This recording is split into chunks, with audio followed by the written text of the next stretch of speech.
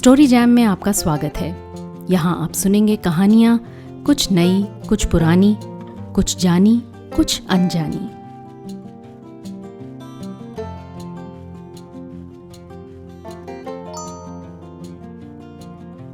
Story jam में आज सुनिए मनोहर श्याम जोशी की लिखी कहानी उसका बिस्तर। बहुत मुश्किल से एक अदद मामूली नौकरी पा लेने के बाद उसने महसूस किया कि अभी और भी कई चीजें हैं जिन्हें पा सकना आसान नहीं। सबसे पहले महानगरी दिल्ली में रहने की जगह। ये मुश्किल एक परिचित के परिचित ने हल कर दी।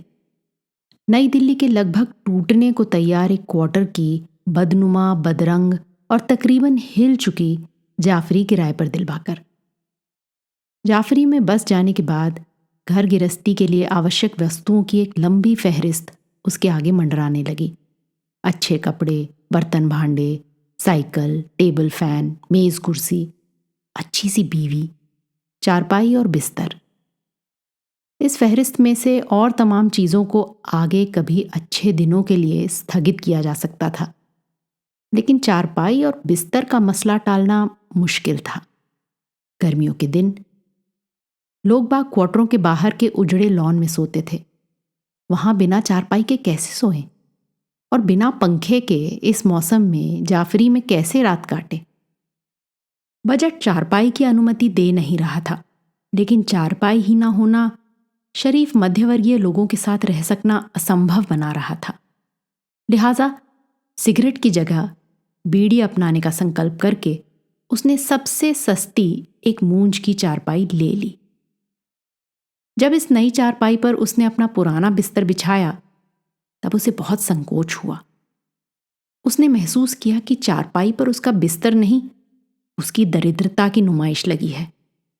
एक मैली सी रजाई जिसमें रुई अब इकसार नहीं रह गई थी, एक उससे भी मैला गद्दा जो कई जगह से फटा था, एक मुड़ा तुड़ा बिना खोल के चीकट तकिया, न दरी न चादर।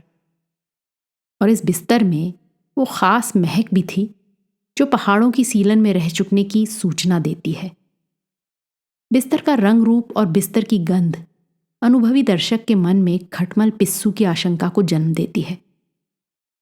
अगले दिन सुबह क्वार्टर मालिक ने बिस्तर को धूप दिखाने की नेक सलाह देकर इस आशंका को परोक्ष रूप से प्रकट कर दिया। उनकी बात सुनकर वो बहुत झेंपा। उसे लगा कि अपनी जात और अपने जिले के क्वार्टर मालिक पर न सिर्फ उनके बिस्तर के खटमल बल्कि घर के तमाम भेद जाहिर हो गए हैं। उसके बाप का शराब और जुए के कर्ज में डूबकर मरना, उसकी मां के हिस्टीरिया के दौरे, उसके भगोड़े भाई का एक बार चोरी में पकड़ा जाना, उसकी बहन की बेबुनियादी मगर बहुत फैली बदनामी। उसने जितना सोचा उतना ही ये महसूस किया कि अपने कभी खुशहाल कुनबे की मौजूदा कंगाली का विज्ञापन ये बिस्तर फेंक ही देना होगा। लेकिन फेंक दे तो सोए किस पर, और नया बनाए तो कैसे? अभी तो चारपाई लेना तक मुश्किल हो गया था। पहला वेतन मिलने पर भी स्थिति लगभग यही रहेगी। नौकरी की खोज के दौरान लोगों का जो उधार हुआ है वो चुकाना होगा। घर में पिताजी के मरने, बदनामी के डर के कारण बहन के सेविका पद से मुक्त हो जाने और छोटे भाई के भाग जाने के बाद बेसहारा हुए 6 जनों के परिवार की परवरिश के लिए कुछ भेजना होगा और अपना सारा महीने का खर्च निकालना होगा। ऐसे देखा जाए तो महीनों तक बिस्तर लायक पैसे नहीं जोड़ पाएगा। वो बिस्तर की समस्या से आक्रांत रहने लगा और इस तरह आक्रांत रहने पर उसे खुद अपने से झुंझलाहट होने लगी। उसे अपनी बुनियादी मूर्खता का आभास सालने लगा। अगर चतुर होता तो क्या इतना मामूली सा मसला हल नहीं कर पाता? अरे लोग बाग कैसे कैसे मसले हल कर लेते हैं। लोटा लेकर घर से निकलते हैं और लखपति होकर घर लौटते हैं। वो एक बिस्तर तक का जुगाड़ नहीं कर पा रहा है। इस बारे में सलाह ले तो किससे? जो सुनेगा वही हंसेगा। एक बार उसके मन में थोड़ी चतुराई आई। सोचा क्यों ना केवल एक चादर और दरी ले लूं और तकिए का खोल बनवा लूं। इस चतुराई पर वो बहुत खुश हुआ। हालांकि चादर, दरी और खोल के लिए भी उसके पास पैसे अभी नहीं थे और ना पहला वेतन मिलने पर हो सकते थे। मजबूरी ने सारी खुशी खत्म कर दी। तब उसे चतुराई में खामियां नजर आने लगी। क्या केवल चादर और दरी को बिस्तर कहा जा सकता है? क्या चादर और दरी हो जाने पर वो पुराना गद्दा रजाई फेंक सकेगा? अगर नहीं फेंकेगा तो क्या वो उसकी दरिद्रता की नुमाइश नहीं करते रहेंगे? और अगर फेंक देगा तो मौसम बदलने पर क्या करेगा? तब की तब देखी जाएगी। तब की तब देखी जाएगी कहने से काम नहीं चल सकता। अगर तब हालत बदतर हुई तो? उसने चतुराई को दुत्कार दिया और तय किया कि चाहे जैसे हो पूरा बिस्तर बनवाएगा और शीघ्र ही बनवाएगा। मगर कैसे? और इस सवाल का कोई चमत्कारी जवाब उसे नहीं सूझा। फिर एक दिन शाम को वो पहाड़गंज तक टहल आया, ये मालूम करने के लिए कि नया बिस्तर कम से कम कितने में बन सकता है। वहां पहुंचकर उसे संकोच ने धर दबाया। जब खरीदने के लिए पैसे नहीं, तब बेकार दुकानदार से कैसे बात करे? आखिर बहुत हिम्मत करके वो एक ऐसी दुकान में पहुंचा जिसका मालिक बुजुर्ग और सीधा सा था। जाकर उसने सवाल ये किया कि नौकर के लिए एक बिस्तर बनवाना है, कम से कम कितने में बनेगा? दुकानदार ने बिस्तर का ब्यौरा पूछा और फिर बताया कि अगर आप कॉटन वेस्ट का गद्दा रजाई लें तो काम सस्ते में बन जाएगा। पूरा हिसाब पूछकर वो चला आया कि कल मैं नौकर को रुपये लेकर भेज दूंगा। इसके बाद वो टहलता हुआ ही अपने नियत ढाबे में खाना खाने पहुंचा और वहां सहसा सस्ते बिस्तर बनवा सकने का एक गैर चमत्कारी उपाय उसे सूझा, त्याग और तपस्या। आज से वो सब्जी वगैरह कुछ नहीं लेगा, केवल दाल और प्याज चटनी के साथ रोटी खाएगा। दफ्तर आने जाने के लिए बस नहीं लेगा, पैदल ही चला जाया करेगा। चाय दिन में कुल एक बार पिएगा। इस तरह यहां वहां खर्च में कतर ब्योत करके वो पहला वेतन मिलने पर नया बिस्तर बनाने का दुस्साहस कर डालेगा। संभव है कि इस दुस्साहस के कारण अगले महीने के अंत में सूखी रोटी के भी लाले पड़ जाएं। लेकिन दुस्साहस करना ही होगा, क्योंकि बिस्तर बनवाना प्रतिष्ठा का प्रश्न बन चुका है। और पहला वेतन मिलने पर उसने बिस्तर बनवा ही डाला।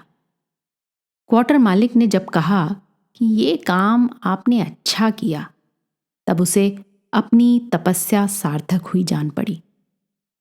बिस्तर पर लेटकर उसके गुदगुदेपन पर हाथ पांव लंबे पसार कर उसके नएपन की गंध के नथुने भर कर वो और भी अधिक संतुष्ट हुआ। तभी उसकी दृष्टि लॉन पर केवल एक फटी दरी बिछाकर लेटे हुए भौन सिंह पर पड़ी। भौन सिंह चपरासी की नौकरी की तलाश में भटकता हुआ एक बेकार नवयुवक था, जो फिलहाल क्वार्टर मालिक का घरेलू काम करके क्वार्टर के बाहर पड़े रहने और सुबह शाम सूखी रोटी खा सकने का अधिकार लिए हुए था। कुछ देर तक वो अपने नए बिस्तर पर लेटे लेटे भौन सिंह के नाचीज बिस्तर को देखता रहा। फिर वो एक झटके से उठा। उसने जाफरी खोली और पुराना बिस्तर निकालकर भौन सिंह को बख्शीश कर दिया। बख्शीश दे सकने की इस क्षमता ने उसके संतोष को पराकाष्ठा पर पहुंचा दिया। उस रात वो चैन की नींद सोया। अगले दिन तड़के उसकी नींद खुल गई। कुछ देर लेटे लेटे वो ये सोचकर सुख का अनुभव करता रहा कि जैसे त्याग तपस्या से उसने बिस्तर वाला मसला हल किया, वैसे ही एक एक करके अपने और परिवार के सारे मसले हल कर डालेगा। सुबह के पक्षियों के स्वरों में उसने अपनी आगामी सफलताओं के सगुन सुने। तबीयत तो हो रही थी कि इसी तरह लेटा रहे और खुली आंखों से सपने देखता रहे। लेकिन क्वार्टर में घर के मेहमान और किराएदार इतने लोग थे कि सुबह पहले नहा धो लिए बिना पैदल दफ्तर जाने की योजना चल नहीं सकती थी। तो वो उठ बैठा। एक विचार आया कि बिस्तर समेटकर जाफरी में रखाए। फिर सोचा कि ऐसी क्या जल्दी है। मन में कहीं शायद ये इच्छा भी थी कि आसपास के लोग भी उठकर उसकी खुशहाली के इस सबूत को देख लें। 15 मिनट बाद जब वो नहा धोकर लौटा, तब चारपाई पर निगाह पड़ते ही उसका दिल धक से रह गया। चारपाई पर बिस्तर नहीं था। किसी ने संभाल दिया होगा, उसने अपने आप को समझाया। लेकिन नहीं, बिस्तर जाफरी में भी नहीं था। आसपास सब लोग सोए हुए थे, केवल वाटर मालिक और भौन सिंह उससे भी पहले उठ चुके थे और इस समय अंदर थे। उसने जाकर कहा, पूछताछ शुरू की और केवल घंटे भर तक पास पड़ोस के कौतूहल का विषय रहने के बाद नए बिस्तर की चोरी का ये प्रसंग सबके लिए बासी पड़ गया। थाने में रपट दर्ज कराने की व्यर्थता सार्थकता पर विचार विमर्श भी बेमजा हो चला। कई समझदार लोग आपस में इस बात पर भी शंका व्यक्त करने लगे कि इन साहब के पास कोई नया बिस्तर था भी। उसे महसूस हुआ कि लोग बाग हमदर्दी नहीं जता रहे हैं, उस पर हंस रहे हैं। उसे नए सिरे से अपनी बुनियादी मूर्खता का बोध हुआ और ये बोध क्रोध और करुणा दोनों का कारण बना। उसने बिस्तर तुरंत लपेटकर जाफरी में क्यों नहीं रखा? अब बिस्तर की चोरी पर रोने से क्या फायदा? बिस्तर जैसी मामूली चीज की चोरी पर हमदर्दी भी कोई कितनी देगा? बिस्तर चोरी चला गया, कोई पहाड़ तो नहीं टूट गया। जो चोरी गया वो बिस्तर नहीं था, त्याग तपस्या की सफलता का प्रतीक था। और अब उसके पास बिछाने के लिए भी तो कुछ नहीं है। उसने अपना पुराना बिस्तर बख्शीश कर दिया है। रात ढाबे में खाना खाने के बाद देर तक इधर उधर भटकता रहा। वो चाहता था कि सबके सो जाने के बाद लौटे और चुपचाप जाकर जाफरी के फर्श पर लेट जाए। उसके कदम भटक रहे थे और विचार भी। बिस्तर के खोने का दर्द जैसे तमाम अस्तित्व का ही दर्द बना जा रहा था। उसके पास इतना रुपया भी नहीं कि कभी कोई अप्रत्याशित विपत्ति आ जाने पर उसका मुकाबला कर सके। उसने कल्पना की कि वो सख्त बीमार पड़ गया है और दवा दारू के लिए पैसे नहीं हैं। उसने कल्पना की कि उसकी मां जिंदगी की अंतिम सांसें गिन रही है, तार आया है, लेकिन उसके पास इस लंबे सफर के लिए और सफर के बाद गांव में हो सकने वाले खर्चे के लिए रुपए नहीं हैं।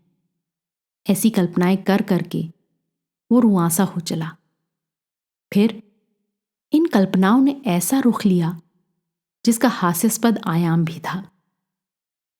मिसाल के लिए उसने सोचा कि उसकी इकलौती पतलून किसी सीट की उभरी मेख ने पीछे से फाड़ दी है और अब उसके पास दफ्तर पहनकर जाने के लिए कुछ नहीं है और नई पतलून सिलाकर खरीद सकने के लिए पैसे नहीं हैं।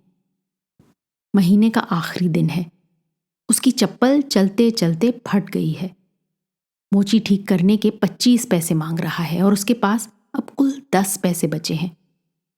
वो चप्पल को हाथ में लेकर नंगे पांव निकल पड़ा है कि एक कील सहसा उसके पांव में चुभ जाती है और दवा दारू के अभाव में गैंग्रीन का खतरा पैदा हो जाता है। शुरू में इन कल्पनाओं का हास्यास्पद पक्ष उसके समक्ष उजागर नहीं हुआ। वो अपने वास्तविक और कल्पित दुखों को कोसता रहा और गहरे कहीं इससे एक सहारा सा भी मिलता रहा। फिर उसे इस सोच विचार का हास्यास्पद पहलू नजर आने लगा। जो अब तक अपनी सिधाई, अपनी गृहदशा मालूम हो रही थी, वो अपनी बुनियादी मूर्खता का रूप लेने लगी और मुंह बिराने लगी।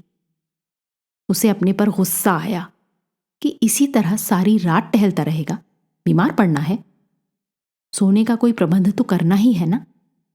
वो अपनी जाफरी को लौटा। भौन सिंह और क्वार्टर मालिक के अतिरिक्त सब सो चुके थे। भौन सिंह बर्तन मांज रहा था। क्वार्टर मालिक अपने गांव की जमीन के कुछ कागजात से मत्था पच्ची कर रहे थे। उन्होंने कागजात फाइल में बंद किए, चश्मा उतारा और बोले, कहिए, आज बड़ी देर कर दी लौटने में, अब सोने की तैयारी है। वो कहना चाहता था कि मेरा बिस्तर तो चोरी चला गया है, लेकिन ऐसा कहना अपनी मूर्खता का एक और सबूत देने जैसा लगा। वाटर मालिक को मालूम है कि बिस्तर चोरी चला गया है। उसके चुप रहने पर क्वार्टर मालिक ने बिस्तर की चोरी पर नए सिरे से सहानुभूति व्यक्त की और फिर इस बात पर संतोष व्यक्त किया कि उसके पास पुराना बिस्तर तो है। बोले, बात यह है कि मेरे पास भी गिने चुने ही बिस्तर हैं और मेहमान आप देख ही रहे हैं कितने आए हुए हैं। उनमें से ही एक के पास बिस्तर नहीं है, वरना मैं आपको दे देता।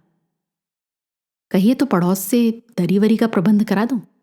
तकलीफ की कोई बात नहीं, उसकी जरूरत नहीं, उसने बुजुर्गाना लहजे में कहा और फिर जाफरी में जाकर पेंसिल कॉपी लेकर दिखावे की व्यस्तता में डूब गया। क्वार्टर मालिक एक गहरी डकार लेकर सोने चले गए। थोड़ी देर में भौन सिंह आया। बरामदे से भौन सिंह ने उसकी चारपाई उठाई और बाहर रख दी। फिर वो आकर बोला, आज सोएंगे नहीं बाबू साहब? इस प्रश्न पर उसे बहुत गुस्सा आया, लेकिन गुस्से को पीकर उसने कहा, सोऊं किस पर? बिस्तर तो है नहीं। बिस्तर है, भौन सिंह ने कहा, बिछा भी दिया है, जाइए आराम कीजिए। उसे आश्चर्य हुआ। जाफरी पर ताला लगाते हुए उसने एक क्षण ये कल्पना की कि भौन सिंह किसी चमत्कार से उसका नया बिस्तर ढूंढ लाया है। खाट पर लेकिन वही पुराना बिस्तर बिछा हुआ था जो उसने भौन सिंह को बख्शीश कर दिया था। कांपते हुए स्वर में उसने विरोध किया, यह नहीं हो सकता भौन सिंह। भौन सिंह ने कुछ नहीं कहा, केवल उसका हाथ पकड़कर उसे खाट पर बिठा दिया और खुद फटी दरी बिछाकर लॉन पर लेट गया। कुछ देर तक वो खाट पर बैठा रहा, फिर लेट गया। परिस्थितियों के हाथों अपनी हार उसे अब पराकाष्ठा पर पहुंची हुई मालूम हुई। सवेरे से अपने वास्तविक और कल्पित दुखों पर वो कई बार रुआंसा हुआ था, पर रोया नहीं था। लेकिन अब पुराने बिस्तर के तकिए में बसी उसकी कंगाली की गंध नम होने लगी।